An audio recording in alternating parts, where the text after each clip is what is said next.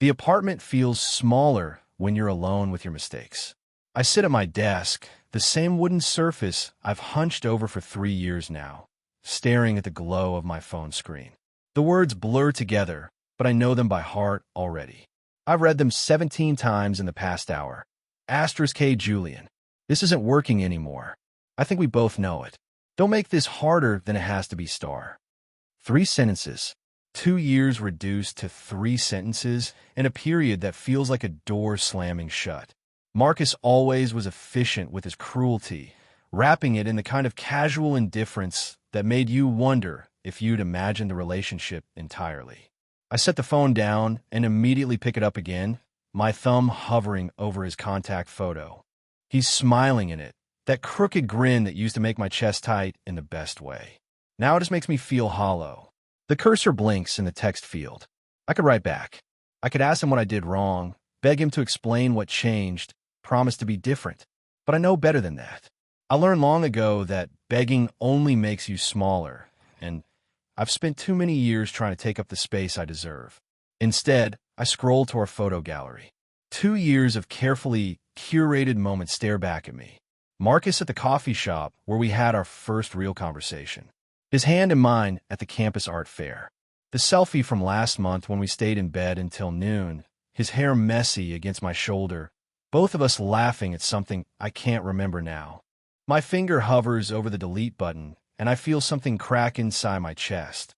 I delete them slowly, one by one, giving each memory its moment before it disappears forever. It feels ceremonial somehow, like I'm conducting my own funeral. The last photo is from 2 weeks ago, Marcus looking away from the camera while I smiled at him instead of the lens. I should have seen it then, the distance in his eyes, the way he'd already started leaving me even when his body was still there. Delete.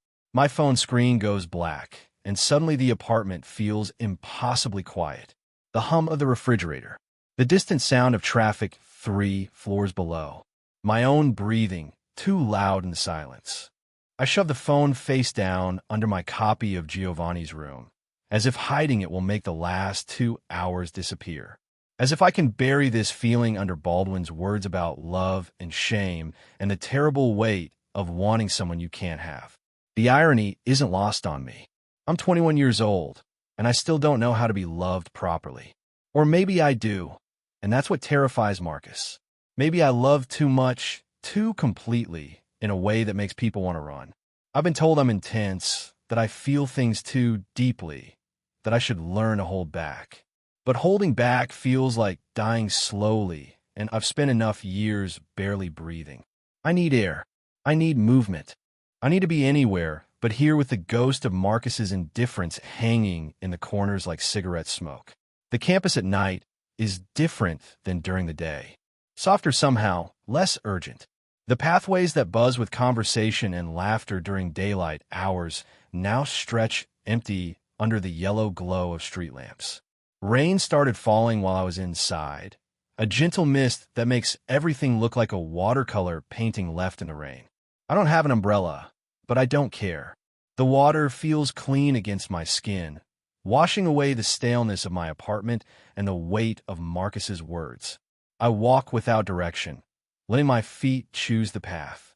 Past the student center where we used to study together, past the bench where he first kissed me after our 3rd coffee date, past all the places that will now require careful navigation. Campus is full of landmines when you've loved someone here. Every corner holds a memory. Every building whispers with the echo of conversations that no longer matter. The library looms ahead, its brutalist concrete facade softened by the rain and the late hour. Most of the windows are dark now, just a few scattered lights where the truly dedicated students hunker down with their textbooks and deadlines. I used to be one of those students before Marcus taught me that there were other ways to spend your evenings. Better ways, I thought then. Now I wonder if all that time was just borrowed, if I was always going to end up back here, alone with my thoughts and my carefully curated solitude. That's when I see him.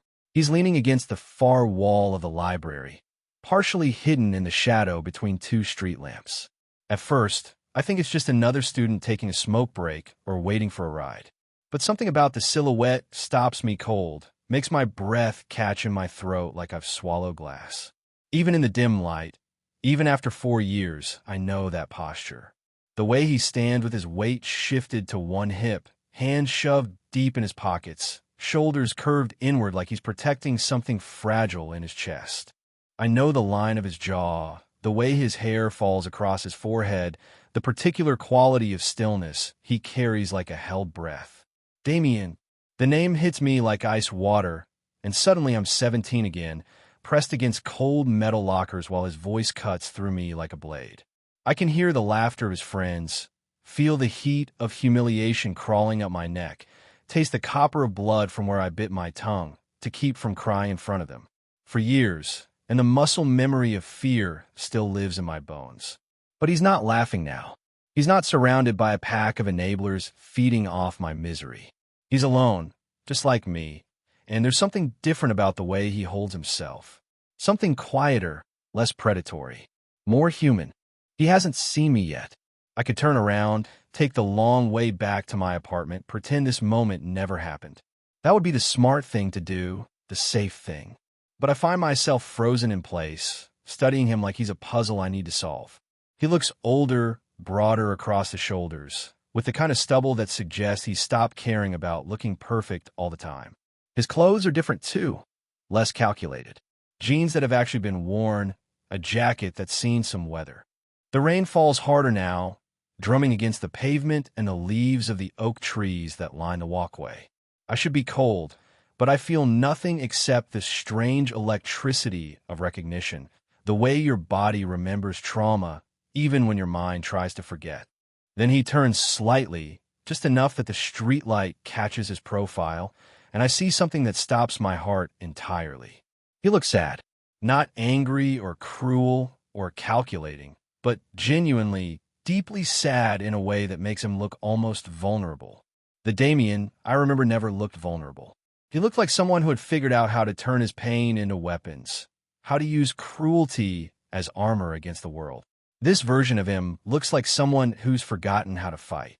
I don't realize I'm staring until he lifts his head and our eyes meet across the distance. For a moment, neither of us moves. The rain falls between us like a curtain, and I can see him processing my presence, the same shock of recognition playing across his features. But he doesn't sneer or look away or move toward me with that predatory grace I remember. He just watches me. And there's something in his expression that I can't name, something that makes my chest tight in a way that has nothing to do with fear. We stand there for what feels like hours, but is probably only seconds. Two people separated by 40 feet and 4 years and 1,000 unspoken words. The weight of our history hangs in the air between us, thick and complicated and impossible to ignore. I should walk away. I should turn around and pretend I never saw him. Never felt this strange pull of curiosity about who he's become. Instead, I hear myself whisper into the rain, so quietly that only I can hear it. Why him? Why now? The question disappears into the night air, but it echoes in my chest long after the words are gone. Because seeing Damien here, now, when I'm already broken open and raw from Marcus's abandonment, feels like the universe playing a particularly cruel joke. Or maybe it's not cruel at all. Maybe it's exactly what I need, even if I don't understand why yet. He takes a step forward, then stops, as if he's fighting the same internal battle I am. The rain continues to fall, and somewhere in the distance, a car door slams and an engine starts. Normal sounds of a normal evening in a normal world where people don't have to confront the ghosts of their teenage years while nursing fresh heartbreak. But this isn't a normal evening, and I'm not sure I believe in normal anymore.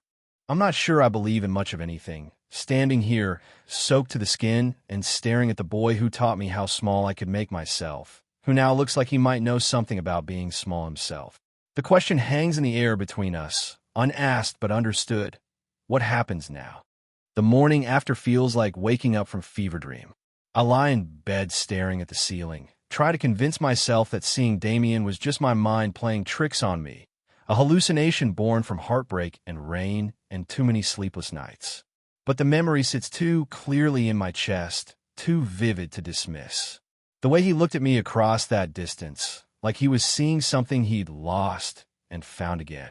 I forced myself into my routine, because routine is all I have left. Shower, coffee, the same breakfast I've eaten every morning for 3 years. Toast with jam and a banana that's always slightly too ripe. The mundane details feel like anchors, keeping me tethered to a world that suddenly seems less solid than it did yesterday. My apartment is a study in careful minimalism. Everything in its place, nothing excessive or demanding attention. The opposite of chaos. I learned early that controlling your environment is sometimes the only control you have. And after Marcus left, that control feels more necessary than ever. The books arranged by author on my single shelf.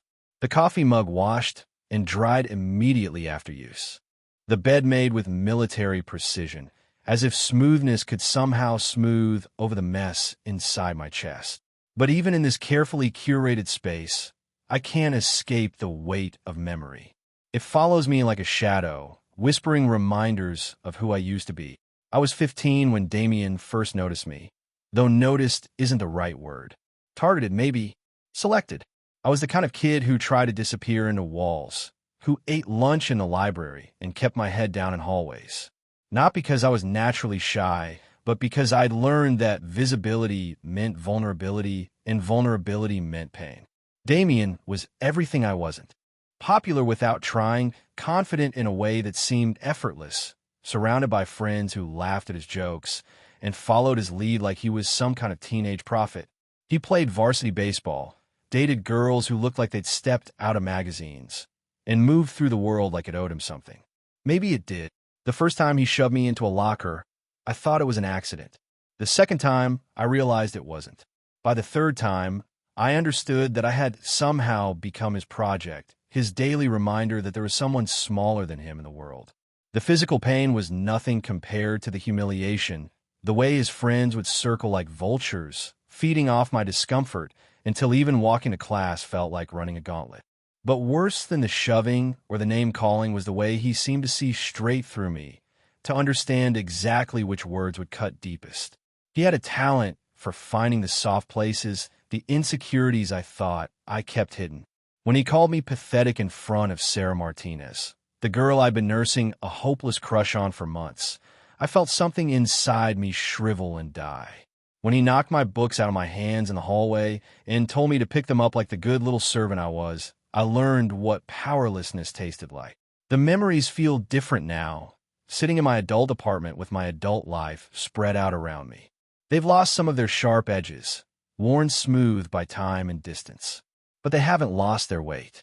They still sit heavy in my chest, still make my shoulders curl inward when I think about them too long. Work helps. The coffee shop is only 10 minutes from campus, close enough that I can walk, but far enough that it feels like a different world. It's called The Daily Grind, which is aggressively ordinary, the kind of name that tells you everything you need to know about the owner's imagination. But ordinary feels safe right now, and I need safe more than I need inspired. I've been working here for 2 years, long enough that the routine has become muscle memory. Unlock the door at 6:30. Turn on the espresso machine. Check that we have enough oat milk, because half our customers are lactose intolerant, and the other half are just pretentious. Flip the sign to open and wait for the first wave of caffeine addicts to stumble in, bleary-eyed and desperate. My coworker Jenny arrives at 7, full of questions about my weekend and observations about her dating life that I pretend to find interesting. She's kind in an uncomplicated way, the sort of person who believes that most problems can be solved with the right combination of positive thinking and good coffee. I envy her that certainty, even if I don't share it. The morning passes in a blur of orders and small talk and the familiar rhythm of steaming milk and grinding beans. I like the mechanical nature of it, the way you can lose yourself in the simple act of making something people need. There's clarity in the exchange. They give me money, I give them caffeine and sugar. Everyone leaves marginally happier than they arrived. It's during the afternoon lull that Naomi appears, sliding into the booth by the window like she owns the place. She's been my best friend since freshman year. One of those people who decided we were going to be close and simply wore down my defenses through sheer persistence. She has bright red hair, that changes shades depending on her mood, and a laugh that's too loud for enclosed spaces. Right now, she looks concerned, which means she's heard about Marcus. Bad news travels fast in a place like this. She orders her usual oat milk cordido and waits until I can take a break before launching into what I know will be a carefully prepared speech about my worth and Marcus's loss and how I deserve someone who appreciates my particular brand of intensity. She means well. She always means well. But there's something exhausting about being the object of someone else's righteous indignation, about having to perform gratitude for support you didn't ask for. I listen to her catalog Marcus's flaws and nod in the right places, but part of me is still standing in the rain last night, staring across the distance at someone I thought I'd never see again. She tells me I dodged a bullet, that Marcus was never good enough for me anyway, that there are plenty of other fish in the sea. All the things people say when they're trying to minimize your loss, as if love were something you could simply replace with a newer model. As if the 2 years I spent learning how to be vulnerable with another person were just practice rounds for the real thing. I don't tell her about seeing Damien. I'm not sure why, except that it feels too fragile to share, too strange to put into words. How do you explain that the person who made your teenage years hell now looks like someone carrying his own invisible weight? How do you describe the way your chest tightened when you saw him? Not with fear, but with something else entirely. Instead, I let Naomi fill the silence with her certainty, her unwavering belief that everything happens for a reason and that better things are coming. I want to believe her, but belief feels like a luxury I can't afford right now, standing at the intersection of past and present with no clear path forward. 3 days pass before I see him again. 3 days of checking over my shoulder on campus walks, of scanning crowded spaces for a familiar silhouette, of telling myself I don't care while my body betrays me with hypervigilance. It's pathetic how quickly I slip back into old patterns, how easily 17-year-old Julian resurfaces to whisper warnings in my ear. The party isn't my idea.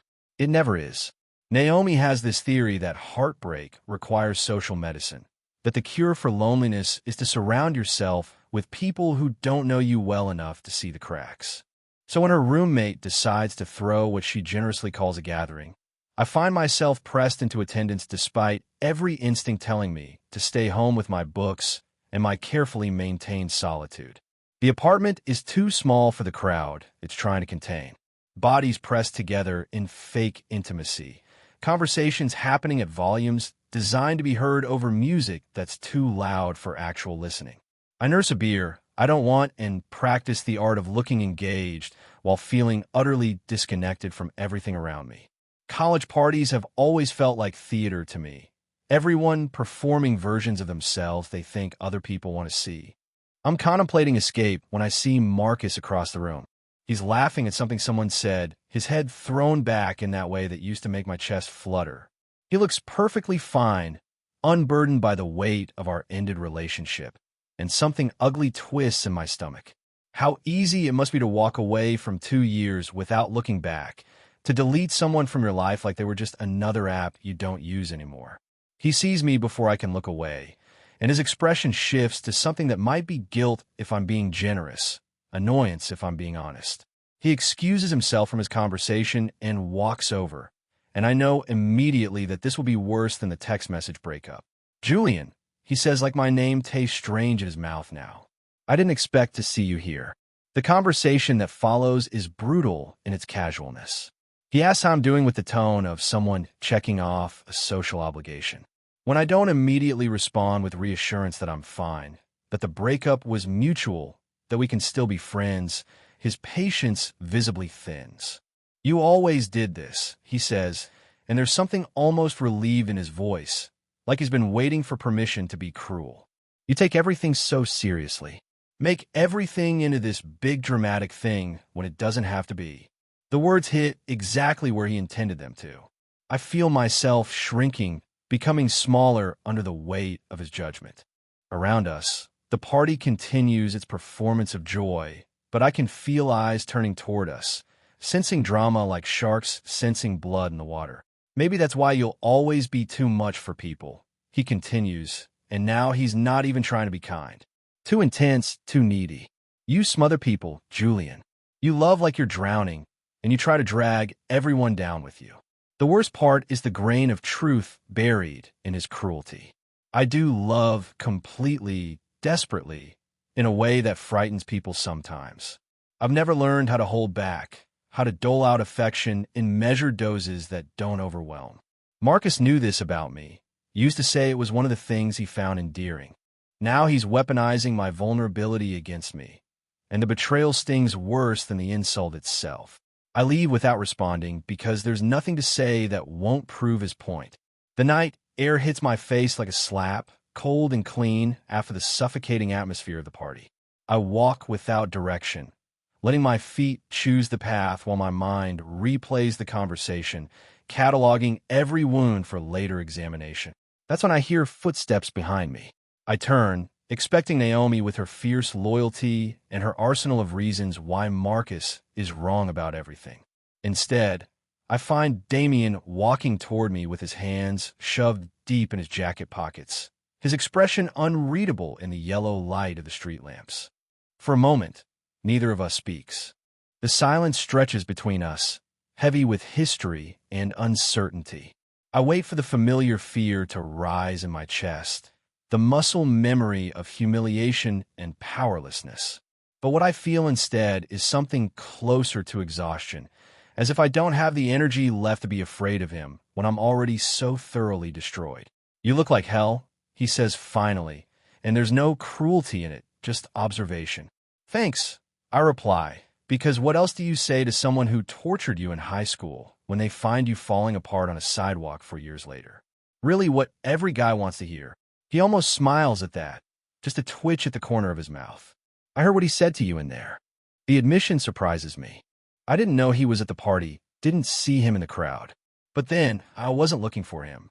I was too busy drowning in Marcus's casual cruelty to notice much of anything else. "He was wrong," Damien says, and his voice is quieter now, more careful. "What he said about you. It was wrong." I laugh, but it comes out bitter and sharp. "Right. Because you're such an expert on my character. Because you spent so much time getting to know the real me in high school." Something flickers across his face, too quick to identify. Pain, maybe, or regret. I'm not sure I believe he's capable of either, but the expression looks genuine enough to give me pause. "Look," he says, and now he's looking at his feet instead of me. "Can I give you a ride home? You shouldn't walk alone like this." The offer is so unexpected that I almost laugh again. The irony is perfect. The person who made me feel unsafe for 2 years now worried about my safety. But there's something in his voice, something careful and almost tentative, that stops the laughter before it starts. "Why would you want to do that?" I ask. He's quiet for so long, I think he might not answer. When he finally speaks, his voice is barely above a whisper. "Because I owe you that much. And because you look like you could use someone who isn't going to make things worse." The night air carries the sound of distant traffic and late-night laughter from other parties, other people living their uncomplicated lives. I study his face in the lamplight, searching for signs of the boy who used to corner me in hallways and make my life hell. But all I see is someone who looks almost as tired as I feel, someone carrying his own invisible weight. Against every instinct, against 4 years of learned caution, I hear myself say okay. His car is older than I expected, a beat-up Honda with a dent in the passenger side door and seats that have seen better decades. Not the kind of vehicle I imagined Damien driving back in high school, when everything about him seemed polished and effortless.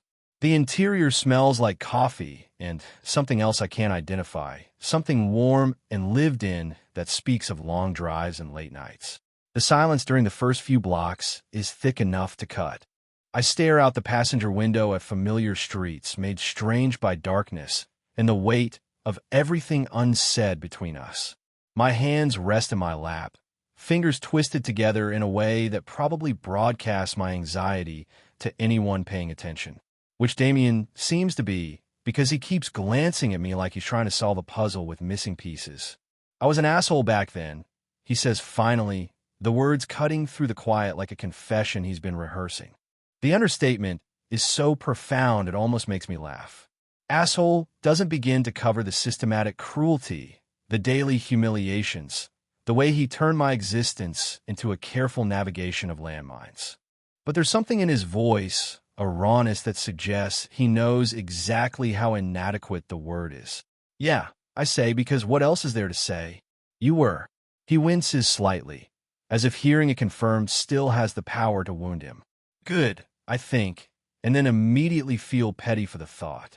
4 years of distance should have been enough to drain the poison from those memories, but apparently some hurts stay fresh no matter how much time passes. We stop at a red light, and in the silence that follows I can hear him breathing, measured and careful, like he's trying to control something larger than just his lungs. The dashboard light catches the angles of his face, and I'm struck again by how different he looks. Not just older, but softer somehow, like someone sanded down the sharp edges that used to cut everything they touched. I dropped out of college after freshman year, he says suddenly, his eyes fixed on the traffic light like it holds the secrets of the universe. Couldn't handle it. All that freedom, all those choices. I had no idea who I was supposed to be when no one was watching. The admission surprises me. Damien was always so certain in high school, so sure of his place in the world and his right to occupy it. The idea that he struggled with anything, let alone something as basic as existing without an audience, doesn't match the narrative I've carried about him for 4 years. Spent a year working construction with my uncle, he continues. Learned how to build things instead of just tearing them down. Learned how to be quiet with myself, you know. I don't know, actually, though I don't say so. The quiet self is the one that knows all your worst truths, the one you have to face when all the distractions fall away. It's terrifying and necessary in equal measure. The light turns green, and we move forward, past the 24-hour diner where Naomi and I sometimes go when the world feels too large to contain our problems. Past the bookstore where I buy paperbacks I can't afford because holding new stories feels like holding possibilities.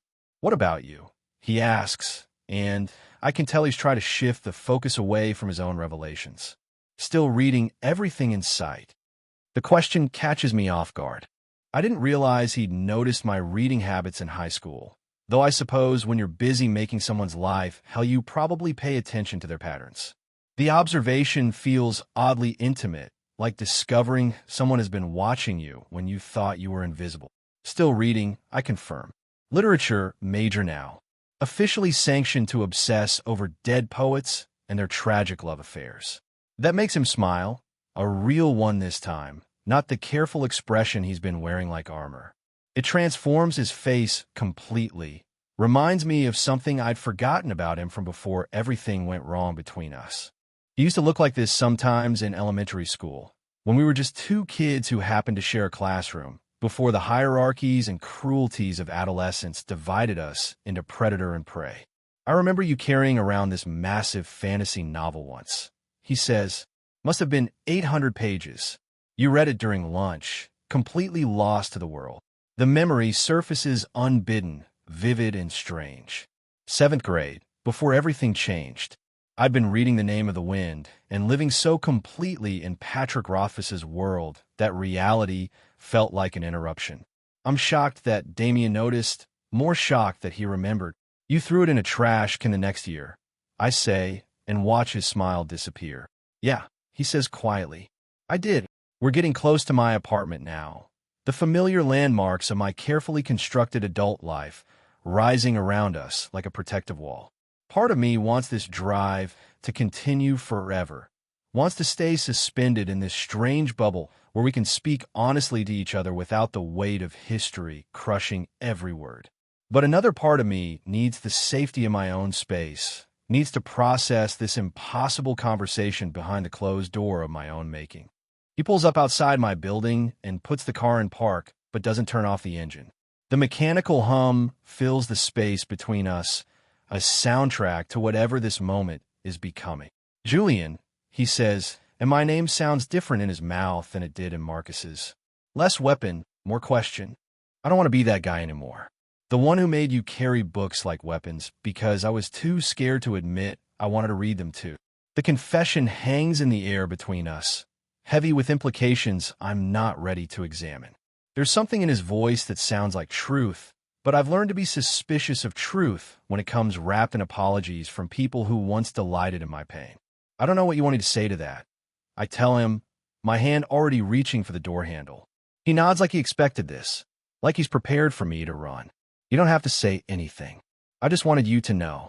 I get out of the car, but don't immediately close the door. We look at each other across the distance that has always existed between us, across the gulf of hurt and time, and the terrible possibility that people might actually be capable of change. Thank you, I say finally, for the ride, for not making this worse. He nods again, and there's something in his expression that looks almost like hope. See you around, Julian. I close the door and watch him drive away, his taillights disappearing into the darkness like punctuation marks at the end of sentence I don't know how to finish. Then I climb the stairs to my apartment, carrying the weight of his words and the impossible question of what comes next. The days that follow blur together in a strange sort of suspension. I find myself watching for him without meaning to, scanning the coffee shop's windows during my shifts, taking longer routes across campus on the chance that I might see him leaning against another wall, carrying that careful quiet like a shield. It's pathetic how quickly anticipation can replace fear, how the absence of someone can feel more significant than their presence ever did. He appears on a Thursday, slipping into the cafe during the afternoon lull when a morning rush has faded and the evening crowd hasn't yet begun their pilgrimage toward caffeine salvation. I'm wiping down tables that don't need cleaning, going through the motions of productivity while my mind wanders through territories I've been trying to avoid. He orders a black coffee, nothing fancy, and sits in the corner booth where the afternoon light hits just right. I watch him from behind the counter, noting the way he cradles the cup between his hands like he's trying to absorb its warmth, the way his eyes drift to the window, but don't seem to see anything beyond the glass. When Jenny goes on her break, and the shop empties except for one student typing furiously on a laptop that's probably older than she is, I find myself walking over to his table with a coffee pot I don't remember picking up. Refill, I ask, though his cup is still 3/4 full. He looks up at me with something that might be surprise or might be relief. Sure, he says, pushing the cup toward me. I pour coffee he doesn't need while we don't talk about why I'm really standing here, why he's really sitting here, why this feels like a conversation even though neither of us is saying anything important. The silence stretches between us, but it's different from the loaded quiet in his car. This feels more like an agreement, like we're both acknowledging that something has shifted without needing to name it. You work here often, he says, and the question is so ordinary it almost makes me laugh. 5 days a week, I tell him, living the dream of caffeinated customer service. That does make him smile, and I'm starting to recognize the way his whole face changes when he lets his guard down. It's like watching someone remember how to be human after spending too long pretending to be made of stone. I used to come in here sometimes, he says, before I knew you worked here, just to sit somewhere that wasn't my apartment or the library or one of those campus spaces where everyone's performing their college experience. The admission feels significant somehow, the idea that we might have been occupying the same spaces without knowing it, that our lives have been running parallel tracks closer than I realized. I wonder how many times we missed each other by minutes. How many near encounters happened while I was busy building my careful life around the assumption that people like him existed in completely different worlds. The conversation continues in fits and starts, careful exchanges that feel like we're both testing the water temperature before deciding whether to dive in. He tells me about the vocational program he's in now, studying automotive repair, because working with his hands feels more honest than the abstract theories that made college feel like an elaborate performance. I tell him about my literature classes, about the professor who makes 19th century poetry feel like text messages from long-dead friends, about the way certain books can crack you open and leave you exposed to the world in ways that feel both terrifying and necessary. It becomes a routine without us discussing it. He appears at the cafe every few days, always ordering the same black coffee, always sitting in the same corner booth. Sometimes we talk, sometimes we don't. Sometimes I catch him reading, his head bent over books I never would have expected him to choose. Contemporary fiction, mostly the kind of quiet stories about ordinary people wrestling with extraordinary feelings. The sight of him absorbed in someone else's words still startles me. Reminds me that the version of him I carry in my memory is incomplete, filtered through the lens of my own pain. The breakthrough comes on a Tuesday night when I'm walking home later than usual, having stayed to help with inventory because Jenny called in sick and the owner looks like he's one more crisis away from a nervous breakdown. The campus is nearly empty, just a few scattered lights in dorm windows and the distant hum of traffic from the main road. I'm not expecting to see anyone I know, which is why finding Damien sitting on the steps of the library at nearly midnight feels like stepping into someone else's story. He's not reading this time, just sitting with his hands clasped between his knees, staring at something I can't see. He looks up when my footsteps crunch on the gravel, and there's something raw in his expression that makes my chest tighten. Not the careful politeness he's been wearing during our coffee shop encounters, but something deeper and more honest. "Can't sleep," he says, like this explains everything. I should keep walking. I should offer some polite acknowledgement and continue on to my apartment, to my bed, to the safety of my own carefully constructed solitude. Instead, I find myself sitting down on the step beside him, leaving enough space between us that we're not quite touching, but close enough that I can feel the warmth radiating from his body. We sit in silence for what feels like hours, but is probably only minutes.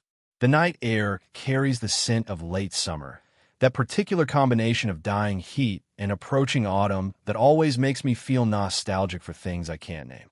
"Julian," he says finally, and there's something in the way he speaks my name that makes me turn to look at him fully for the first time since I sat down.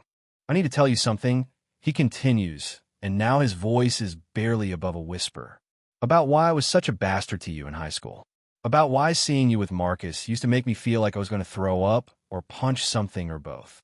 My heart starts beating faster, some primitive part of my brain recognizing that we're approaching territory that will change everything. I want to tell him to stop, that some truths are too dangerous to speak aloud, that ignorance is sometimes the kindest gift we can give each other. But I also want to know, despite everything, despite 4 years of carrying his cruelty like scar tissue, I want to understand what drove him to make me a target, what particular pain he was trying to transfer from his body to mine. Tell me, I say, because sometimes the only way forward is through the thing you're most afraid to hear. The words hang in the air between us like smoke, and I watch Damien gather himself for whatever confession is about to tear through the careful distance we've been maintaining. His hands are shaking slightly, just enough that I notice, and something in my chest clenches at the sight of his vulnerability. "I was 17 and terrified," he says, his voice so quiet I have to lean closer to hear him. Terrified of everything, but mostly of myself, of what I was feeling, of what it meant. The night feels colder suddenly, or maybe it's just that his words are stripping away the warmth I've been carrying. I know what's coming before he says it, can feel the shape of his confession in the careful way he's choosing each word, but knowing doesn't make it easier to hear. "I used to watch you," he continues, and there's shame thick in his voice now. "In the hallways, at lunch, in English class, when you'd get so lost in whatever book you were reading that you'd forget the rest of us existed. You looked so sure of yourself, so comfortable with being different, like you'd figured out some secret the rest of us were still stumbling around trying to find." My throat feels tight, and I realize I've stopped breathing properly. This isn't the story I expected to hear, isn't the simple explanation I thought I wanted. This is something more complicated, more dangerous. "You were everything I thought I could never be," he says. "Smart and kind and brave enough to exist exactly as you were, even when people like me made it hell for you. And I hated you for that. Hated how much I wanted to be like you, how much I wanted to be near you, how much I wanted things I didn't have words for yet." The confession hits me like cold water, shocking and immediate. I think about 17-year-old me, hunched over books in a library, trying to disappear into stories because reality felt too sharp to bear. I never felt brave. I felt terrified most of the time, like I was walking around with my skin turned inside out, every nerve exposed to a world that seemed determined to find new ways to hurt me. "When I saw you with Marcus Jr. year," he continues, and his voice breaks slightly on the name, it felt like watching someone else get everything I didn't even know I wanted. "You looked so happy with him, so natural. Like being with another guy was just something you did, not something you had to fight yourself over every single day. I remember that time, the brief month when Marcus and I tried dating the first time around. We were clumsy and secret about it, holding hands in empty hallways and stealing kisses behind a gymnasium. I thought we were being careful, invisible. I never realized anyone was watching, never imagined that our fumbling teenage romance was being witnessed by the person who spent his days making my life miserable. "So, I made it worse for you," Damien says, and now he's looking directly at me for the first time since this conversation started. "Every time I saw you together, every time you looked happy, I found new ways to tear you down. Because if I couldn't have what you had, if I couldn't be brave enough to want it out loud, then at least I can make sure you paid for having it so easily." The logic is cruel and adolescent and heartbreakingly human.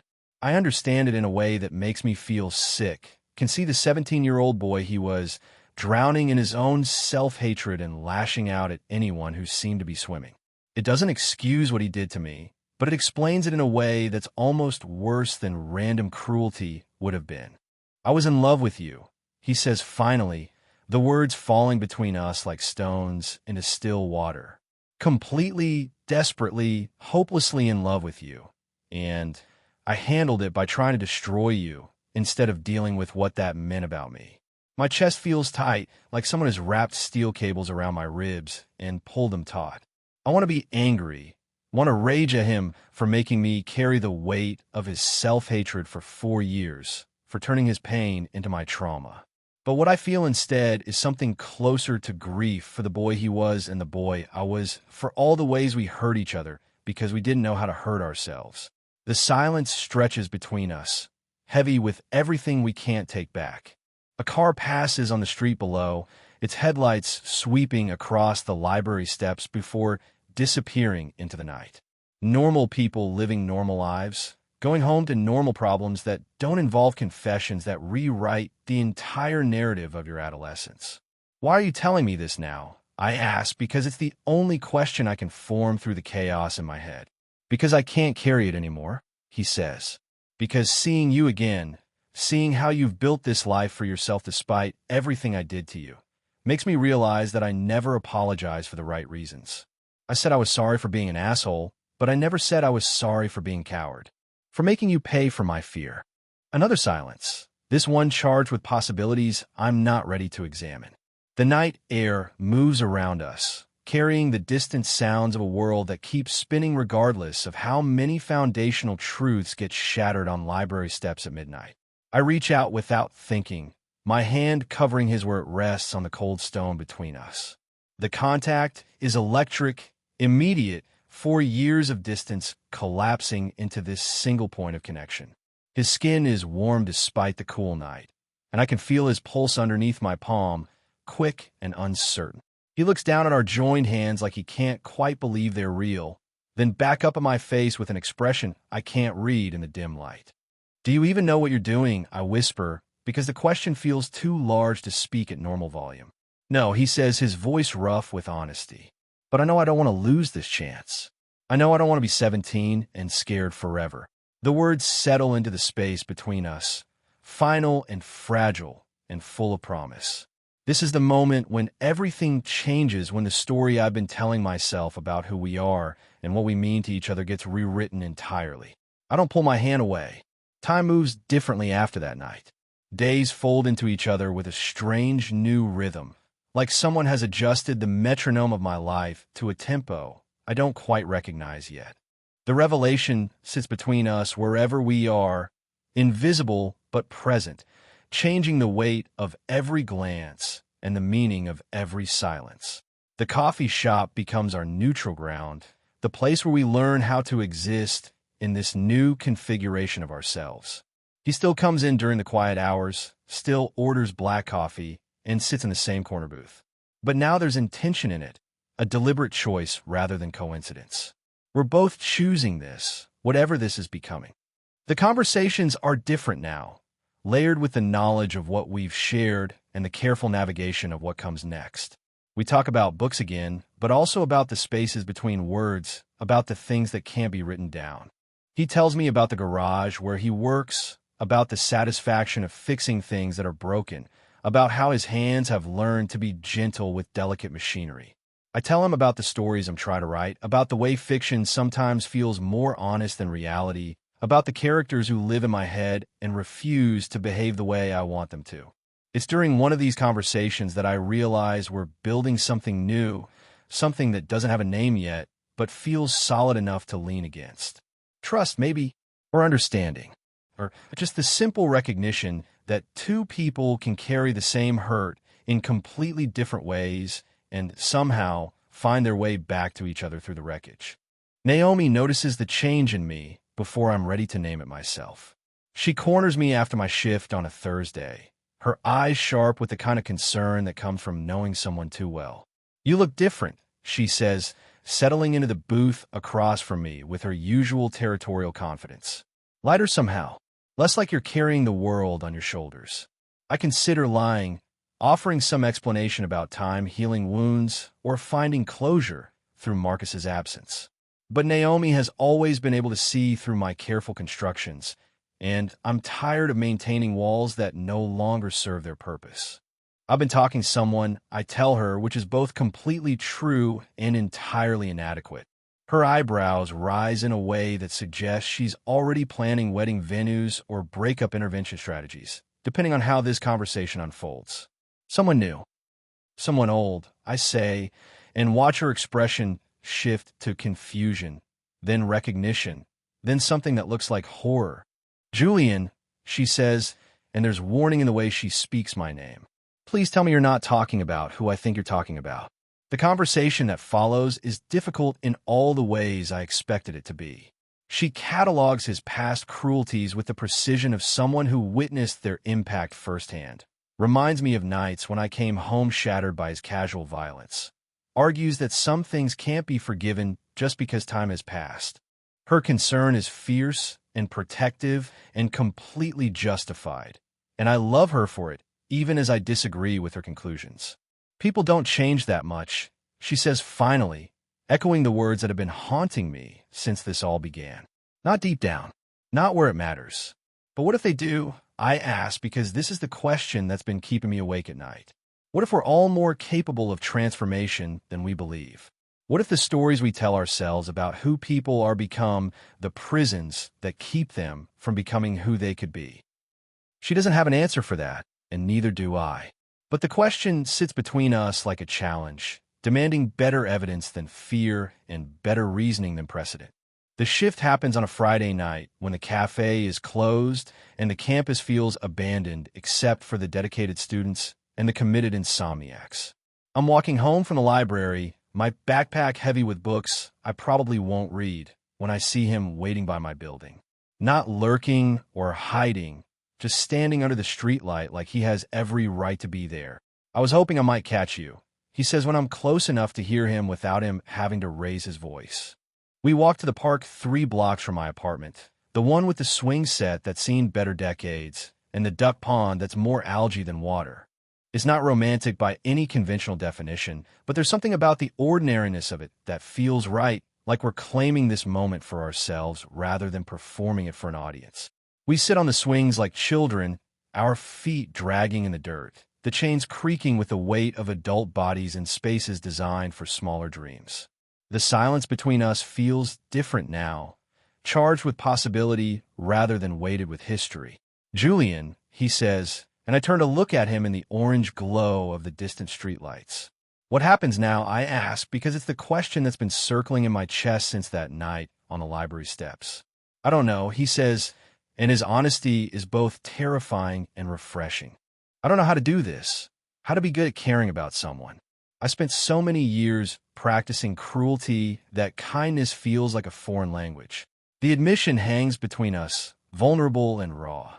I think about all the ways we learn to protect ourselves, all the armor we build to keep the world from seeing our soft places. I think about 17-year-old me, convinced that love was something that happened to other people, that I was too strange and too much for anyone to choose willingly. "Maybe we figure out together," I say, and lean over to kiss him before I can lose my nerve. The kiss is nothing like I imagined it would be. It's not the desperate collision of two people, trying to fix their past through present contact. It's gentle questioning, like we're both asking permission for something we can't name yet.